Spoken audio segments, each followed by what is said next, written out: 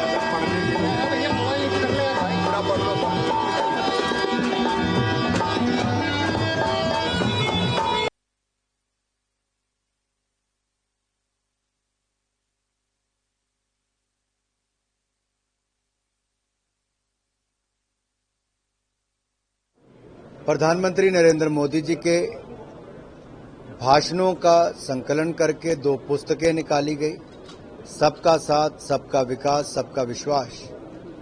और ये सन 2020, 2021 और 2021-2022 इन 2 वर्षों की प्रधानमंत्री की दूसरी पारी की शुरुआत के बाद जो भाषण दिए गए, उनमें से चुने गए एक खंड में 86 और दूसरे में 80 भाषण लिए गए। महिला नेतृत्व विकास से लेकर युवाओं के सामर्थ्य और देश के अन्य ऐसे विषयों पर, कोविड प्रबंधन से लेकर भारत को नई ऊंचाइयों पर ले जाना, छोटा किसान देश की शान, इन सब सब्जेक्ट पे जो प्रधानमंत्री जी ने उस समय कहा, और उस समय जो कहते थे तब तो कांग्रेस आलोचना करती थी, विपक्ष आलोचना करता था, लेकिन हमने देखा कितने कम समय के अंदर उसको लागू भी किया, सफल भी किया। कोविड के समय वो भारत की वैक्सीन पर प्रशंसन खड़ा करते थे। 220 करोड़ वैक्सीन बनी भी और मुफ्त में लगी भी। 160 देशों को वैक्सीन मैत्री के माध्यम से दवाई और वैक्सीन दिलाई भी गई। और न्यू वर्ल्ड ऑर्डर की मैं बात करूं पोस्ट कोविड, तो उसमें भारत की एक नई पोजीशन बन रही। ये जियो पॉलिटिकल इक्वेशन जो है वो भारत को एक नई ऊंचाइयों पर ला रहा है। और G20 की अध्यक्षता के कारण भारत को एक नई पहचान, भारत की कला, संस्कृति, साहित्य और सामर्थ्य, इस सब को हम दुनिया भर में दिखा पा रहे हैं। मध्य प्रदेश के राजधानी भोपाल में माननीय शिवराज सिंह चौहान जी ने इन दोनों पुस्तकों का विमोचन किया है। और ये देश में मध्य प्रदेश को चुना गया, भोपाल को इसके विमोचन करने के लिए। मैं माननीय शिवराज जी का धन्यवाद करता हूं समय देने के लिए। लेकिन एक बात जरूर कहूंगा मित्रों, ये जो कांग्रेस कहती है, अभी भी कुछ दिन पहले राहुल जी ने कहा कि मुस्लिमों पर आक्रमण या मुस्लिमों पर प्रहार, मैं तो ये कहूंगा ये लोग तुष्टीकरण की राजनीति करते थे, परिवार तक सीमित थे। मोदी जी 140 करोड़ भारतीयों को परिवार जन लेकर चले, हर किसी की चिंता करते हैं, तभी तो सबका साथ, सबका विकास और सबका विश्वास इसी मूल मंत्र के साथ चले। अगर सही मायने में अगर ये सोचते हैं ये आक्रमण है क्या, अगर 4 करोड़ पक्के मकान मिले, उसमें बड़ी तादाद में मुस्लिम भाइयों को मिले बगैर भेदभाव के मिले, 12 करोड़ शौचालय मिले, बड़ी तादाद में मुस्लिम बहनों को मिली बगैर भेदभाव के मिले, 12 करोड़ नल से जल मिला, बड़ी संख्या मुस्लिम परिवारों को मिला, क्या इसको आक्रमण मानते हैं? वो अत्याचार मानते हैं? तो कांग्रेस तो वोट लेती रही इन सब का, किया कुछ नहीं अल्पसंख्यक के लिए। चाहे सिख हो तो उनका कत्लेआम किया, बाकी अल्पसंख्यकों हो तो उनका नाम लेकर केवल वोट मांगा है। गरीबी हटाओ का नारा लेते थे लेकिन कांग्रेस के समय गरीब मिट जाता था, गरीबी नहीं हटी। सही मायने में पिछले 9 वर्षों में 18.5 करोड़ गरीब गरीबी रेखा से बाहर आए तो नरेंद्र मोदी जी की सरकार में उनके काम के कारण आए, ईमानदारी के कारण आए, पारदर्शिता के कारण आए हैं। तभी तो भारत दुनिया की 10वीं से सबसे 5वीं बड़ी अर्थव्यवस्था बनी है। दूसरा मैं कहना चाहता हूं, जहां पर मैं खड़ा हूं मध्य प्रदेश में, कांग्रेस का शासन यहीं पे देखिए ना जी, बीमारू राज्य कहलाता था। मैं पूछ रहा था बाहर युवाओं से कि तुम्हें पता है कि ये बीमारू राज्य था? कहते नहीं सर, हमारी उम्र तो 18 साल है, उससे पहले बीमारू था।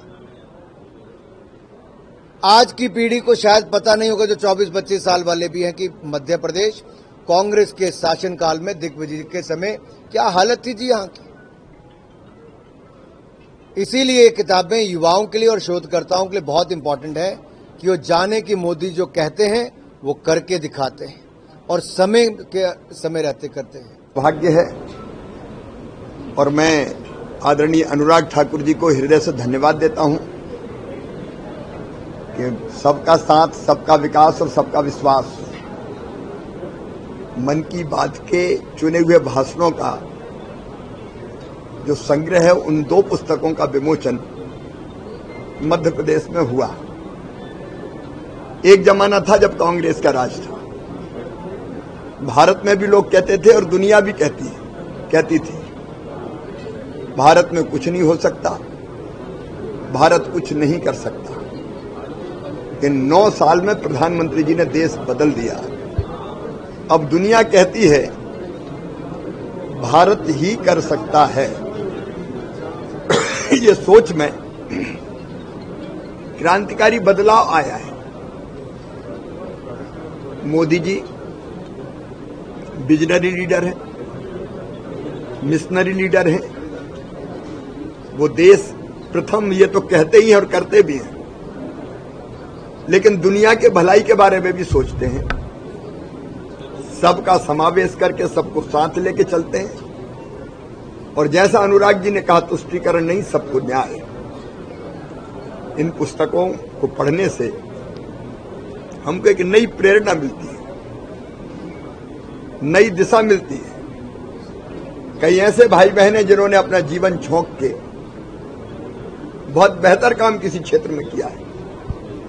उस काम को भी लोगों को सामने लाने का काम प्रधानमंत्री जी करते हैं और नई प्रेरणा देते हैं। इन पुस्तकों को पढ़ने से एक नई ऊर्जा का संचार भी होता है। मैं एक बार फिर अनुराग जी को बधाई, हृदय से धन्यवाद देता हूं। तो उन्होंने हमको ये सौभाग्य दिया। आज भारत में अगर 18 करोड़ लोग गरीबी के कुचक्र से बाहर आए हैं, तो प्रधानमंत्री जी के आशीर्वाद से 1 करोड़ 36 लाख लोग मध्य प्रदेश के भी उसमें सम्मिलित हैं। मध्य प्रदेश में आज अगर शानदार इंफ्रा खड़ा हुआ है तो प्रधानमंत्री जी का आशीर्वाद है। सिंचाई की सुविधाएं हो, सड़कों का जाल हो, पीने के पानी का मिशन हो, जल जीवन मिशन। मन में तकलीफ तब जरूर होती कि 1.25 साल में कांग्रेस और कमलनाथ जी ने जल जीवन मिशन को मध्य प्रदेश की धरती पर शुरू ही नहीं किया।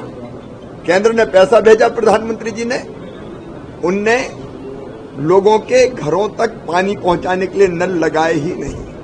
प्रधानमंत्री जी ने प्रधानमंत्री किसान सम्मान योजना के अंतर्गत 6,000 रुपया देने का फैसला किया किसानों को। कमलनाथ जी ने नामों की सूची ही नहीं भेजी, लाखों नाम छोड़ दिए। प्रधानमंत्री जी ने प्रधानमंत्री आवास योजना के तहत लाखों मकान दिए मध्य प्रदेश के गरीबों को, लेकिन कांग्रेस और कमलनाथ जी ने वो मकान लौटा दिए कहीं। प्रधानमंत्री जी के कारण देश भी बढ़ रहा है, मध्य प्रदेश भी बढ़ रहा है, और मन की बात राष्ट्र प्रथम के भाव को जागृत करके हमको देश सेवा में लगाने की प्रेरणा देती है। इसलिए मैं एक बार फिर अनुराग जी का आभारी हूं कि उन्होंने मध्य प्रदेश को सौभाग्य। खबर समय जगत के लिए संवाददाता आदित्य सराठे की report. For latest news, subscribe to our channel and press the bell icon.